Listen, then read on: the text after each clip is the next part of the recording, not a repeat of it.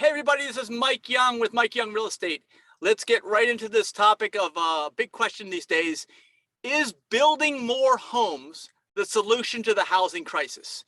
Now, most of this housing crisis, if you're not familiar, deals with completed homes or dwelling units. We're not necessarily talking about land as much because the price of land has gone up, but not like the price of assembled lumber on somebody's lot, which is actually considered a dwelling unit or a habitable place to live.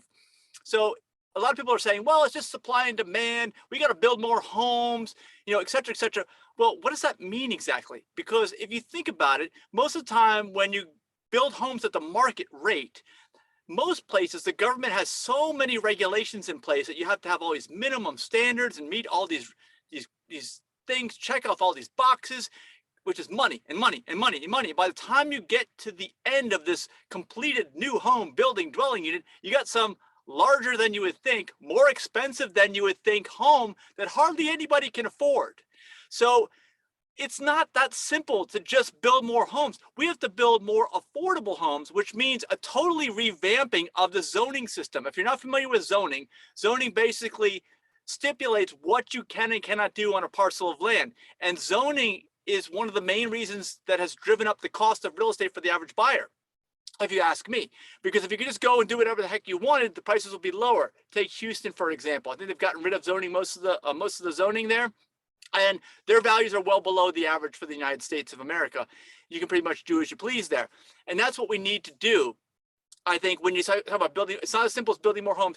We're going to eliminate zoning laws so that people can do whatever they want, which is build small houses, build lots of apartment complexes, lots of things that a lot of people, the not in my backyard people, don't want to see. It's a lot more complicated than that. So do I think that just bringing in some more builders so that they can build some more houses, getting some more folks in the construction industry is going to solve this problem? No, absolutely not. They're going to build expensive houses for people who are in the upper income brackets is what they're going to do. They are not going to solve the affordable housing crisis, okay? I don't think there's going to be a glut of expensive, overpriced mansions unless the wealthy people suddenly decide that they want to be minimalists and they don't want these places anymore. Maybe that'll happen. I don't know. That's the subject of another video. So if you got some value out of this, be sure to hit the like button and also be sure to subscribe if you don't already. And we'll see you in the next video. Bye-bye.